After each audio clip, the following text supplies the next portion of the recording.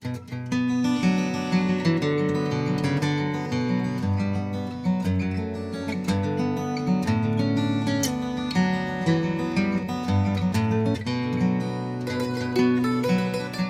l'âge on dit de 7 ans, elle avait comme eu un appel pour se donner à Dieu.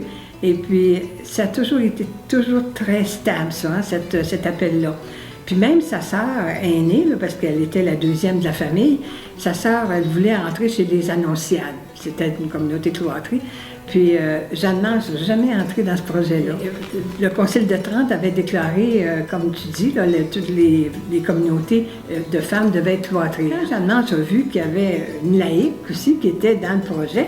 Elle s'est dit, ça serait possible pour moi. Puis là, c'est comme l'appel s'est fait sentir. Puis il y avait des jésuites à Langres. Et puis Jeanne-Mance, là, elle s'est recommandée à eux. Elle dit, est-ce que vraiment ça peut être le fait de partir puis d'aller si loin, hein? Fait que le jésuite lui a dit, allez à Paris, moi je vous en donne la permission. Puis rencontrer le père Charles Lallemand, qui s'occupait des missions du Canada, hein? Et puis lui, il l'a confirmé dans sa mission, en fait.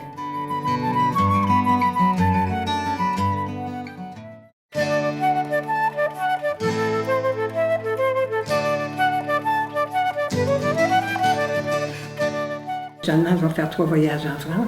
Le premier voyage, c'est en 1649. Et puis là, c'est parce que la Société Notre-Dame, là, se désintéresse un peu. Ils ont d'autres appels, d'autres missions. Puis là, ils veulent se diriger vers ça. Puis là, Jeanne-Mance sent qu'ils délaissent un peu Montréal. Puis c'était eux autres, leurs fournisseurs. C'était vraiment je dirais, la base forte, là, hein?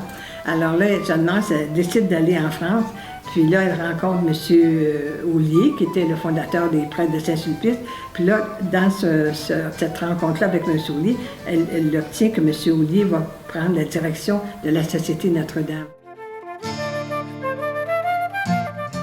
Jeanne-Mance a dit qu'il faut absolument faire quelque chose parce que les gens voulaient laisser Montréal. C'était épouvantable, là. Alors là, Jeanne-Mance, elle dit, bien, j'ai de l'argent qui vient issu parce que Jeanne-Mance, si ton hôpital a été payé par Mme de Bullion, c'est bien fait triste, hein?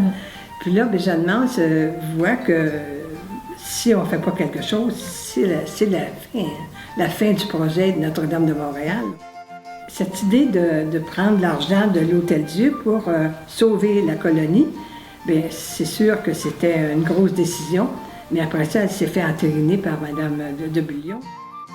Elle a dit, il faut sauver la colonie, parce que s'il n'y a pas de colonie, il n'y aura pas d'hôpital. Hein? Alors, tu sais, c'était une femme qui avait vraiment un bon jugement. C'est elle qui a ouvert la voie aux hospitalières. Voyez-vous, c'est elle qui est arrivée la première, elle est arrivée en 1642 à Montréal. Jeanne-Mance est allée chercher des hospitalières, 3 hospitalières à la Flèche, qui avaient été fondées par Jérôme Leroyer et Marie de la Fère. Alors là, Jeanne-Mance revient avec 3 hospitalières. Justement, on a, vous allez voir une présentation là, un tableau qui représente les 3 hospitalières qui arrivent à Montréal. Ça, c'est en 1659. Alors, ça veut dire qu'après ça, Jeanne-Mance a travaillé avec les hospitalières, mais elle était toujours administratrice de l'hôpital. Puis quand elle est décédée en 1673, ce sont les hospitalières qui ont pris la relève de l'Hôtel-Dieu.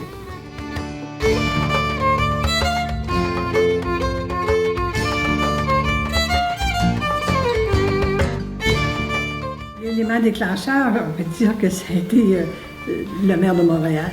Parce que si lui n'avait pas pris l'initiative, puis ce qui est assez aussi prudentiel, c'est que, au fond, ça aurait pu être fait pour le 375e.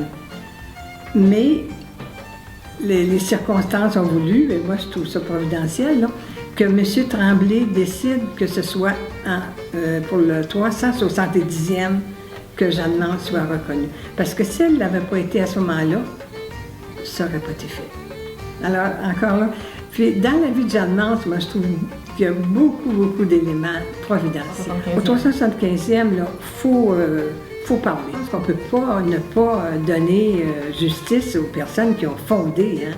Alors, Maisonneuve, puis bon, Maisonneuve, c'est un grand homme aussi, hein, fait que Maisonneuve, Jeanne-Mance, Puis, naturellement, celui qui a tout initié ça, c'est Jérôme Leroyer de la Dauversière.